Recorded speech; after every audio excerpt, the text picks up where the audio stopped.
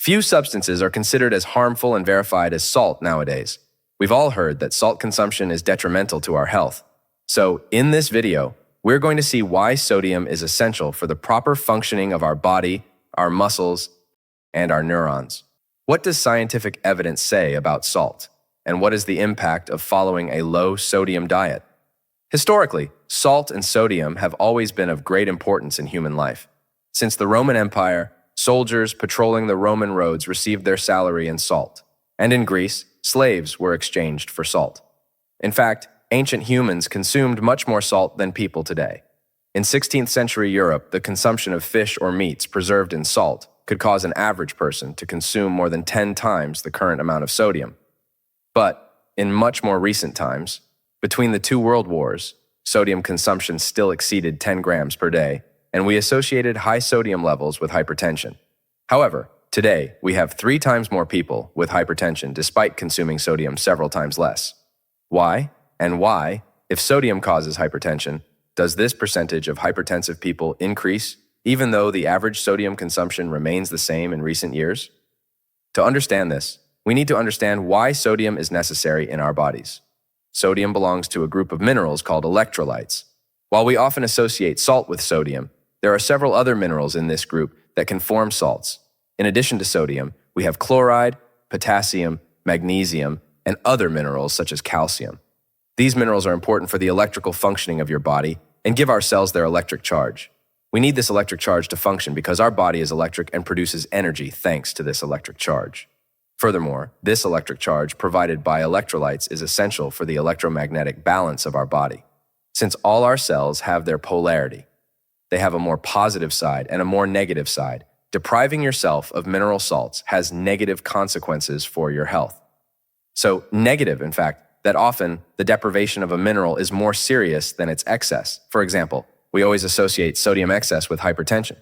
But when blood flow to the kidneys decreases, our kidneys release a substance called renin to increase blood pressure, resulting in an increase in blood pressure. Paradoxically, this means that sodium restriction ends up causing the same problems it claims to solve. So what do? We need to understand that what we're looking for with regard to all minerals is balance. The key is balance with other minerals. The vast majority of the population studied for nutritional deficits showed a deficiency in potassium, a mineral whose intake is inversely proportional to blood pressure.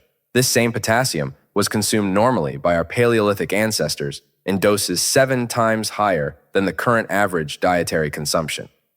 Therefore, you realize that we also have an imbalance between sodium and potassium consumption. This sodium-potassium balance is essential for a pump we have in all cells called the sodium-potassium pump. This pump essentially removes 3 sodium ions from inside your cell and lets 2 potassium ions enter, giving your cells a more negative charge compared to the fluid outside your cells. This process is necessary so that when you accumulate negative electric charge, you can then activate your cells, whether they're muscle cells, neurons, or whatever, to generate something called depolarization. Historically, we've all heard that consuming a high amount of sodium will lead to hypertension. Let's see what happens in ethnic groups with the highest sodium consumption per person. There's an ethnic group that consumes high amounts of salt, but their country ranks among the lowest in hypertension and cardiovascular pathology, South Korea. In Korea, the average sodium consumption is more than double the daily recommended amount set by the World Health Organization. However, excessive sodium consumption is not accompanied by an increase in hypertension or cardiovascular problems. There's no single explanation for this phenomenon, but first, we see that sodium in the diet doesn't come from refined table salt, but from the consumption of kimchi, fermented soybean paste, soy sauce, and even sea salt. Second, the typical Korean diet is rich in fermented foods, seaweed, and vegetables, and is also high in fish, making it richer in omega-3 than diets in other countries. Now, having one of the highest salt consumptions in the world, let's see where they rank on the list of cardiovascular diseases. Interestingly, even within this high sodium consuming ethnic group, the people with the highest sodium consumption are the ones who experience the least hypertension, coronary artery disease, and heart attacks. This information contradicts the global perception of sodium consumption, leading to what's called the sodium paradox.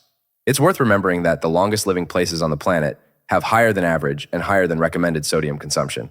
Sodium is necessary for many functions in your body, such as the proper production of thyroid hormone.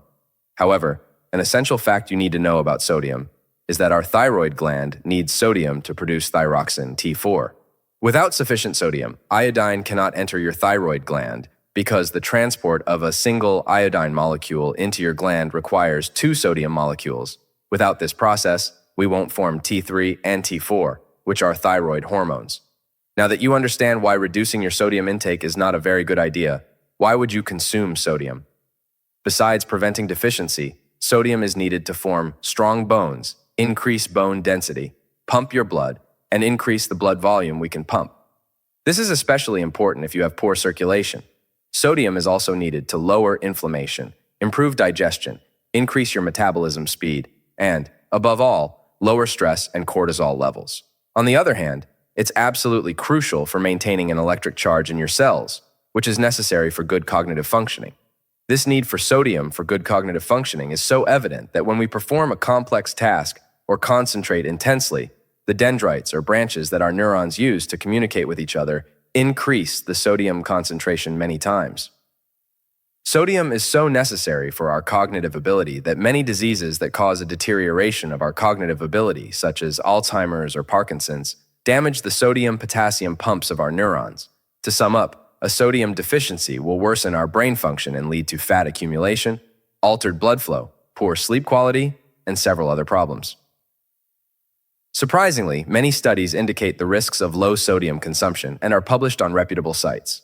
Nutritional recommendations remain the same even after both the American and New England Journal of Medicine showed, in studies spanning more than a decade, that the higher the sodium consumption within reasonable amounts, below 7 grams per day, the lower the cardiovascular risk to a healthy, non-hypertensive person. So, what do I do with all this information? If I'm concerned about my cardiovascular risk level, I address my inflammation levels, oxidative fat levels, stress levels, and sympathetic activity. If I'm worried about my sodium consumption levels, I increase my potassium consumption to compensate. After watching this video, it's not about rushing to eat more salt, but it's about understanding two things.